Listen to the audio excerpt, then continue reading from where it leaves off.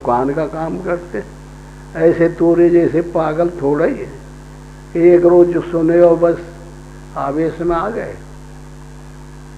तो वो कहा, बोले पिता बाबा क्षमा करेंगे, अब मेरा रास्ता इधर और तेरा रास्ता इधर। तो उत्तम अधिकारियों के लक्षण ये होते हैं। उत्तम अधिकारी जो होगा वो परमात्मा को अपनी तरफ मैग्नेट कर ले, खींच लेगा, जैसे चुंबक लोहे को खींचती है। और जो मध्यम अधिकारी होते हैं वो मेहनत करके और परमात्मा को हाँ हुज्जत करके पकड़ पाते हैं। और जो रद्दी किस्म के भगत होते हैं वो रोग आके भी नहीं पकड़ पाते। यहू एक त्रिपुटी लग जाएगी वहाँ पर। तो ये समझ के अपने को तौलते रहना चाहिए, हर क्षण, हर शब्द से, हर विधि पूर्वक। तो वो साधक ठीक माना जाता है। पढ़। श्री भगवान द्वारा अपनी प्राप्ति का सुगम उपाय अनन्य प्रेम पूर्वक निरंतर चिंतन बतलाया जाना। अनन्य एक रहने वाले स्थान को भी लोक कहते हैं।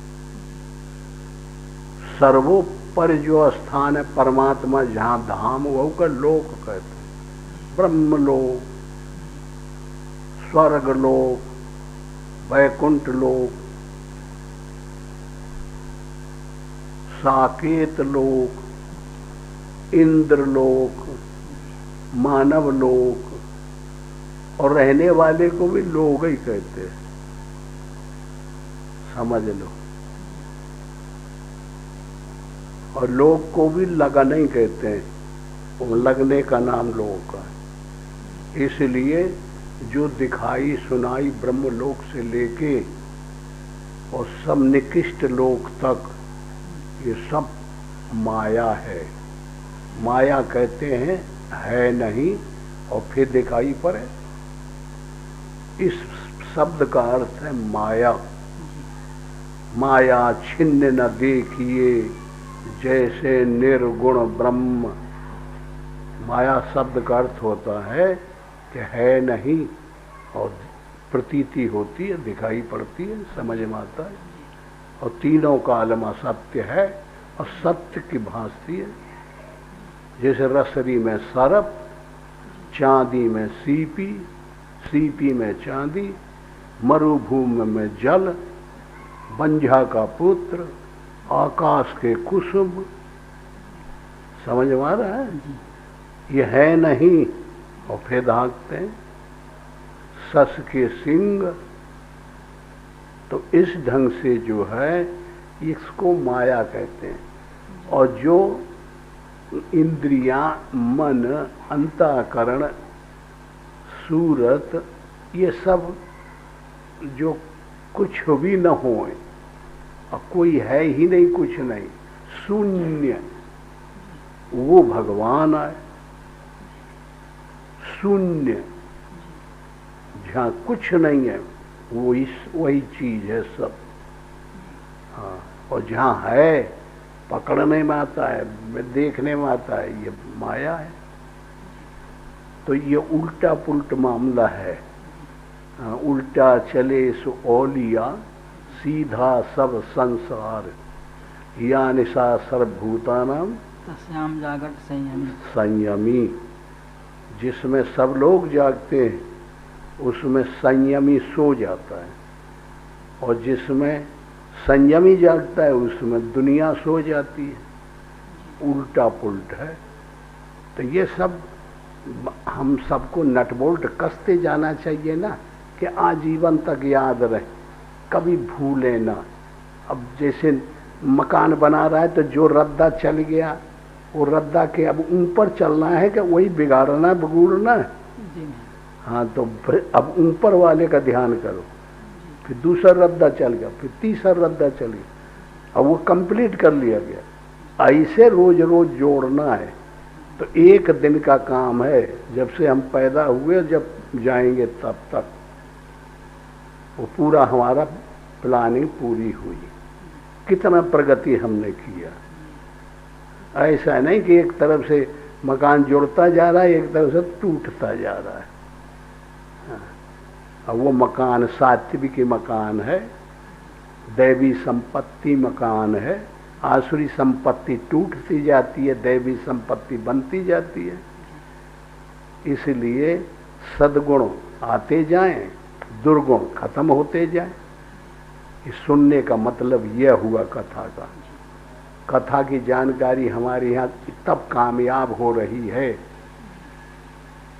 और जब ऐसा कुछ नहीं हो रहा है तो हम सुन ही नहीं रहे हैं, कथा को हम सुनते ही नहीं हैं।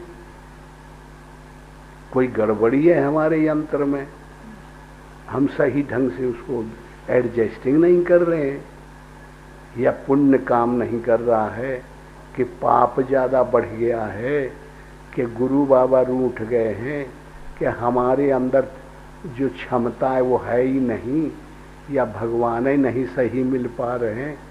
ये यंत्र जो एडजस्टिंग नहीं हो रहा है, कोई न कोई गड़बड़ी किसी न किसी कोने में तो है, और नहीं तो हो जाना चाहिए। या फिर हमारे में उतनी लगन नहीं है, प्यार नहीं है, जितनी हमारी पहुंच बाहरी पदार्थों को पकड़ चुकी है, उतनी क्षमता से हम खींच के छुड़ा नहीं पा रहे हैं। पकड़ लिया है 10 हार्स पावर की ताकत से, और हम आधा हार्स पावर लिए भक्ति का टिकुला लगाए और घूम रहे हैं, तो काम आधा हार्स पावर करेगा? जी नहीं। कैसे काम करेगा? तो टिट फार टाइट, जैसे को तैसा होना चाहिए, कि जितनी क्षमता वहाँ मांगे उतना खर्च करो। तो इसीलिए यही राम जो है सजातीय पुण्य है, और विजयतीय दुर्गुण, रावण की जो पलटन है वो पाप है। कंस पाप है, कृष्ण पुण्य है। यही दोनों का तो झगड़ा हमारे अंतःकरण में चल रहा है। तुम्हारे में चल रहा है, उनके चल रहा है, उनके चल रहा है, निरंतर हर आदमी देख रहा है। अब इनसे पूछा जाए कौन आदमी ऐसा है कि बुराई में मन जाता होगा, भलाई में भी जाता होगा?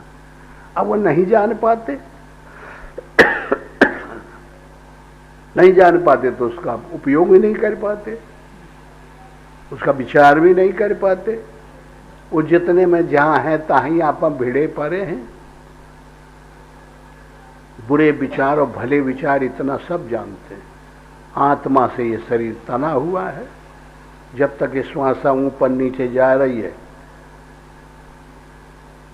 तो प्रिय अणु, प्राण, सबसे अंदर प्रिय अणु, अणु जो मॉलिक्यूल बारीक, समझने से भी ज्यादा बारीक, उसका नाम है आत्मा। और वो हमारी जो श्वासा है, प्राण, वो सबसे प्रिय जो आत्मा है वो नाभि कमल में रहती है, उसका नाम प्राण है। तो प्राण का स्थान कहाँ है? नाभि। और उदान का कहाँ है? कंठ में। अपान का कहाँ है? गुदा में। समान का कहाँ है? सर्वत्र। और बयान का काम कहाँ है? कंठ के ऊपर। 5 वायु है ना, तो ये प्राण वायु में सब मसाला है। यही का देखते रहते हैं नवज से, कि कहाँ आ गए नवज भाई? अच्छा यहाँ तक आ गई है। अच्छा अब नहीं मिल रही है, अब यहाँ मिल रही है, अब यहाँ मिल रही है, अब यहाँ मिल रही है। यही देखते रहते हैं ना। जब प्राण पे पहुंची तो निकल के बाहर।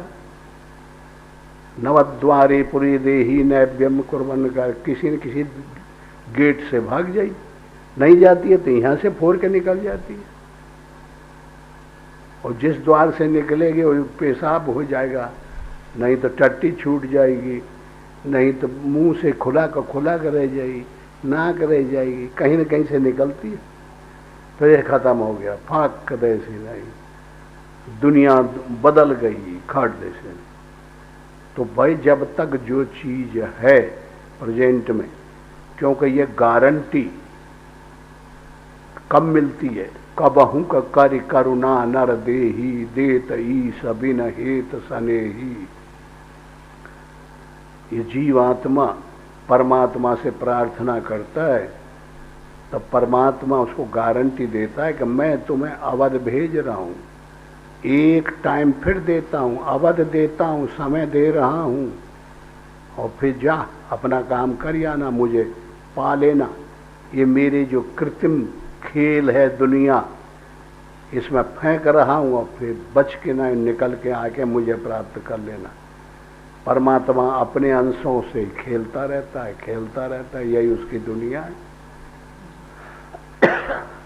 समुद्र अपने अंश को हवा के द्वारा और अरबों टन पानी उठा देता है कि नहीं, और बदल बन जाता, भाप टांगे रहती है, और फिर एक एक बूंद गिराता है बना बना के, जैसे कोई मशीन से गिरते हो, छलनी लगी हो।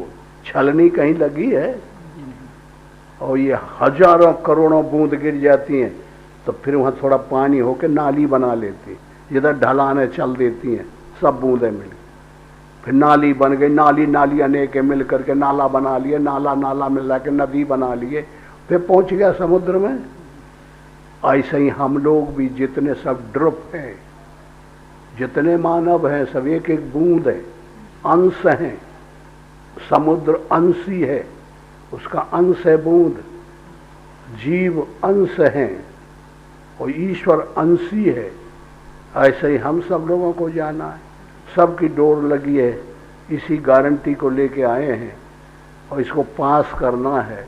और यह एग्जामिनर जो प्रकृति बनी है, ये परमात्मा ने ललकार के खड़ा कर दिया कि रोको, मेरी तरफ आना पावे, जा भरता का तू लगा और भरता का से आएगा। हाँ, यही प्ले है, खेल है, संसार है, ये नियमावली है, प्रकृति है। इसको कॉन्स्टिट्यूशन कहो, संविधान कहो, कुछ भी कहो, सब बातों से एडजस्टिंग आ जाती। अच्छा, सहस्त्र युग सुनाई पड़ने वाला ये ब्रह्म का दिन है और वही रात है।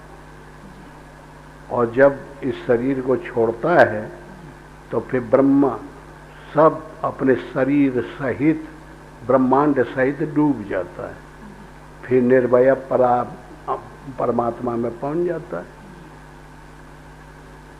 समस्त प्राणियों की बार बार उत्पत्ति और प्रलय का वर्णन। अव्यक्ताद् व्यक्तयः सर्वाः प्रभवन्त्यः रागमे रात्र्यागमे प्रलीयन्ते तत्रैवाव्यक्त संज्ञके।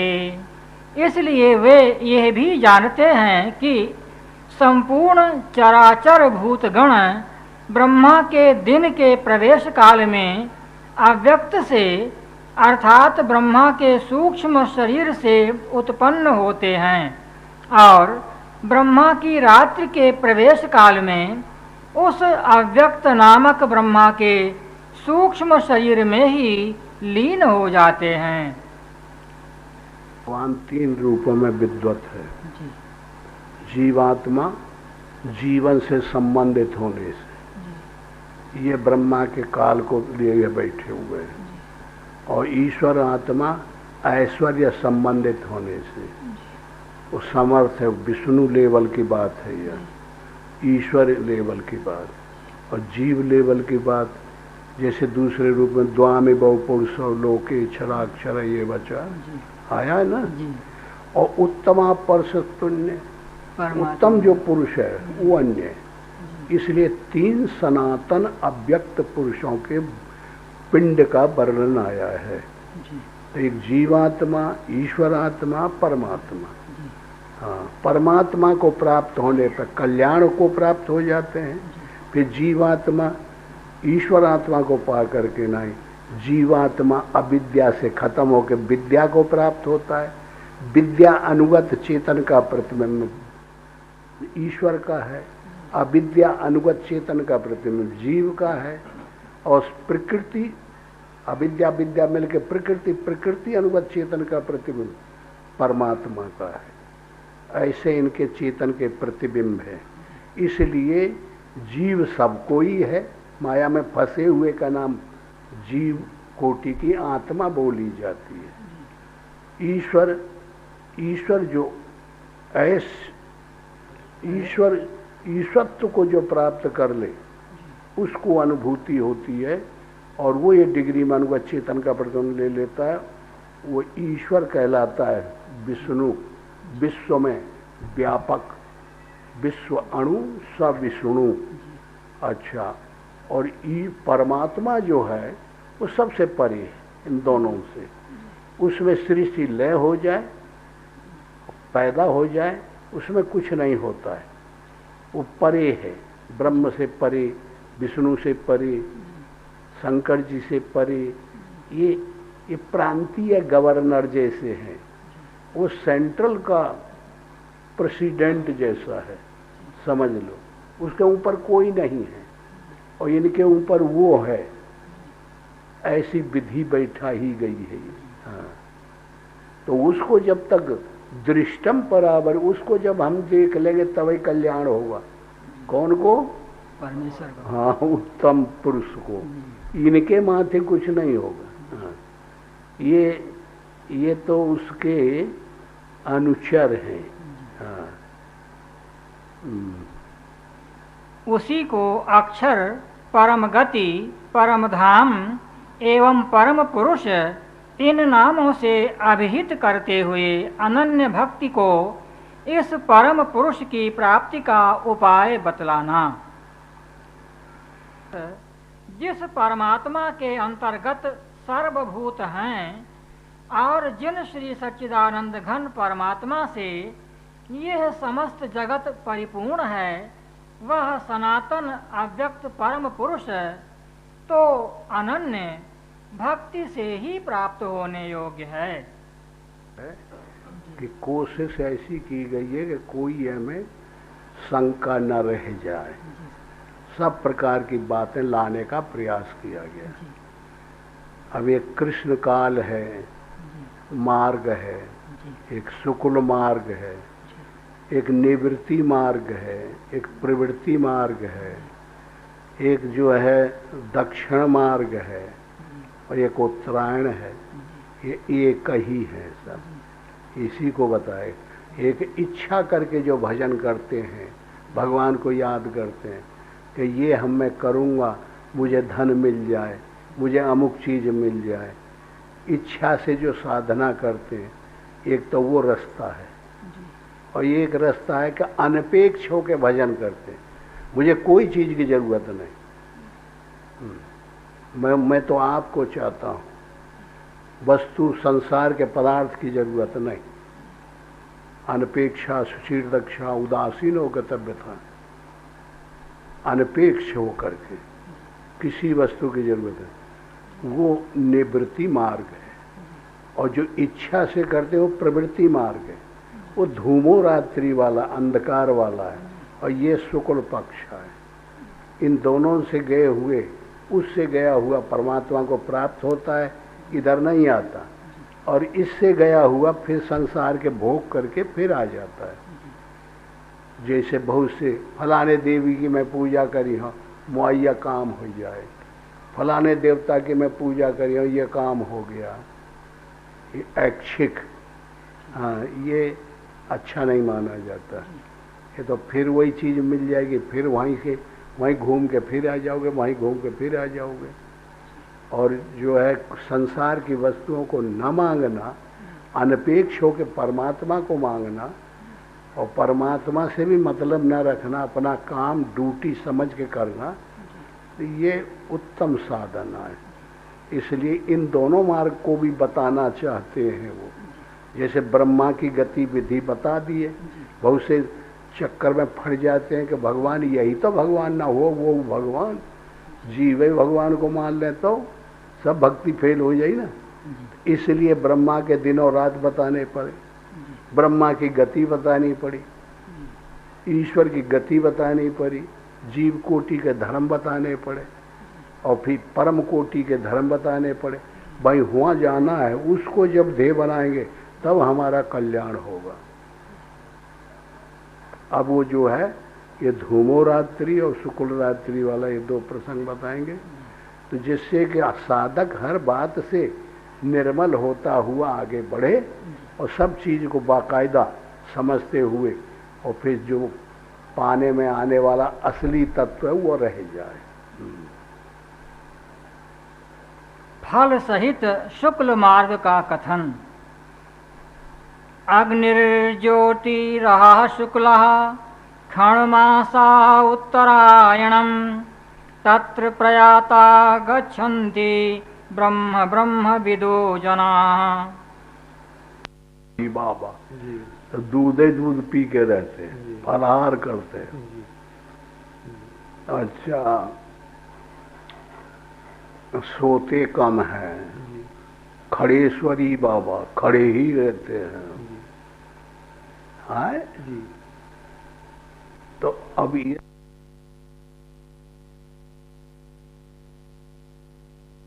माइक जो धूम है, धुआं, वो मिला हुआ है तो यह प्रकाश, ऐसी बात नहीं, लेकिन इसमें माइक रूमी धूप मिली हुई है, धूम, धुआं।